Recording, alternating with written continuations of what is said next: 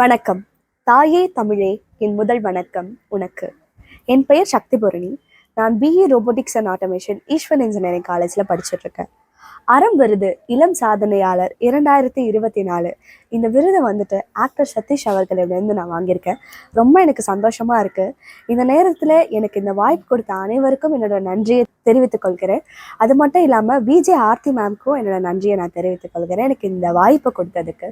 இது மட்டும் இல்லாமல் நான் வந்துட்டு கின்னஸ் வேர்ல்ட் ரெக்கார்ட் பண்ணியிருக்கேன். மோஸ்ட் பாய்ஸ் ஸ்பைரல் ரப் பர் மினிட் என்ற டைட்டிலில் 77 ரொட்டேஷன்ஸ் பண்ணியிருக்கேன்.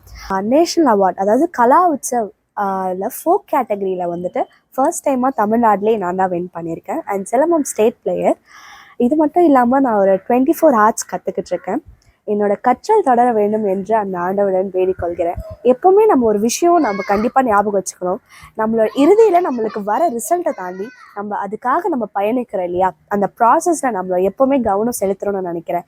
இதே போல் எல்லாருமே வந்துட்டு இந்த கலைகளில் கண்டிப்பாக கற்றுக்கணும். ஏன்னா வாழ்க்கை ஒரு முறை தான் பிறப்பு, ஒரு முறை தான் இறப்பு. இந்த பிறப்புக்கும் இறப்புக்கும் நடுவில் அனைத்து கலைகளையும் கற்றுக்கொள்வதே சிறப்பு. இப்போ பார்த்தீங்கன்னா நிறைய கலைகள் இந்த உலகத்தில் இருக்குது. ஆனால் நம்மளுக்கு தெரிஞ்சது என்னவோ கொஞ்சம் தான். அப்போ அந்த கொஞ்சமாக இருக்கிற கலைகளையும் நம்ம கற்றுக்கிட்டு அடுத்து நம்மளுக்கு வர சந்ததிகளுக்கு நம்ம அதை சொல்லித்தரணும். இல்லைனா இந்த கலைகள் ஒரு காவியம், அது ஒரு அழியா காவியமாக இருக்கிறது நம்ம கையில் தான் இருக்குது. ஸோ நீங்களும் வந்துட்டு நிறைய கலைகளை கற்றுக்கோங்க. உங்களுக்கு நீங்கள் வெற்றி தோல்வி அதெல்லாம் தாண்டி நீங்கள் அதை கற்றுக்குறீங்க இல்லையா, அந்த ஜேர்னி, அந்த எக்ஸ்பீரியன்ஸ் அண்ட் ப்ராசஸ், அதில் வந்துட்டு எப்போவுமே கவனம் செலுத்தணும்னு நான் நினைக்கிறேன். நான் எப்போவுமே ஒன்று சொல்லுவேன், be the best of whatever you are. So நீங்களும் என்ன வேணாலும் கற்றுக்கோங்க, என்ன வேணாலும் பண்ணுங்கள், பட் அதில் எப்போவுமே பெஸ்ட்டாக இருங்க. இந்த தருணத்தில் என்னோடய பேரண்ட்ஸ்க்கு நான் ரொம்ப தேங்க்ஸ் சொல்கிறேன். ஸோ ஏன்னா அவங்க எப்போவுமே மோட்டிவேட் பண்ணிகிட்டே இருப்பாங்க. ஸோ இதை பண்ணலாம், அதை பண்ணலாம், ஒரு ஐடியாஸ் கொடுத்துட்டே இருப்பாங்க. ஸோ நம்ம ஒரு விஷயம் பண்ணுறோம், ஒரு அச்சீவ்மெண்ட் பண்ணலாம், நம்மளுக்குள்ள இது ஒரு விஷயம் கற்றுக்கணுன்னு இந்த கற்றல் ஆர்வம் வந்துட்டாலே நம்மளுக்கு சப்போர்ட் ஒரு குரு எல்லாருமே தானாக தேடி வருவாங்க. ஸோ அந்த மாதிரி தான் நான் ஒரு விஷயம் கற்றுக்கலாம். ஃபஸ்ட் டைம் ஸ்டேஜ் ஏறும் போதே எனக்கு ரெக்கக்னேஷன்ஸ் கிடைக்க ஆரம்பிச்சிருச்சு.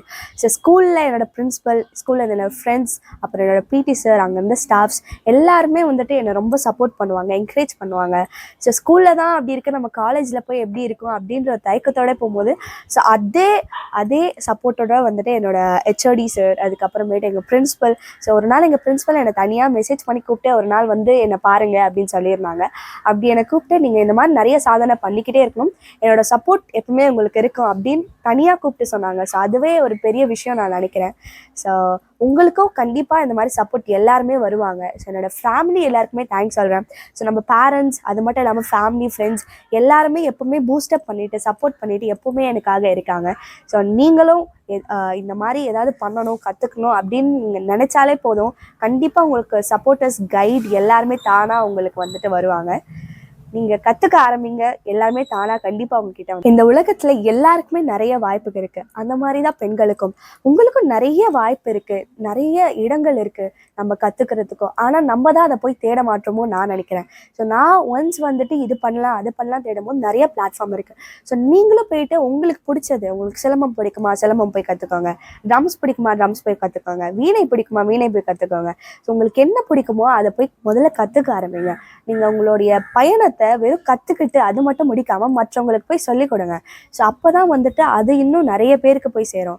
ஸோ பெண்களாகிய நம்ம தான் நம்மளுக்கு என்ன பிடிச்சது, நம்மளுக்கு என்ன தேவை அப்படின்னு நம்மளே அறிஞ்சு நம்மளா போய் கற்றுக்க ஆரம்பிக்கணும்.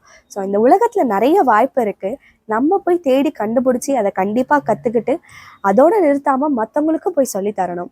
ஸோ நீங்கள் இது மட்டும்தான் அது மட்டும்தான் அப்படின்ட்டு எப்போவுமே முடங்கி கிடைக்காதீங்க. இந்த உலகத்தில் நிறையா இருக்குது. இந்த வாழ்க்கை வந்துட்டு ஒரு முறை தான். ஸோ ரெண்டு வாய்ப்பு இருக்குது. ஒரே முறை வாய்ப்பில் 2 வாய்ப்பு இருக்குது. ஒன்று, ஒரே ஒரு விஷயத்தை கற்றுக்கிட்டு அதில் மட்டும் ஷைன் ஆகிட்டு இருக்கிறது. இன்னொன்று, நிறைய விஷயங்களை கற்றுக்கிட்டு நிறைய எக்ஸ்ப்ளோர் பண்ணுறது. ஸோ முடிவு எடுக்கிறது வந்துட்டு உங்கள் கையில் தான் இருக்குது. ஸோ நீங்கள் இந்த பாதையில் போகிறீங்களா இல்லை அந்த பாதையில் போகிறீங்களா, ஆனால் வாழ்க்கை என்ற பாதை அது கண்டிப்பாக போயிட்டே தான் இருக்கும். நீங்கள் எடுக்கிற பாதையை கரெக்டாக எடுத்து வாழ்க்கைன்ற பாதையில் சேர்ந்து பயணிங்க.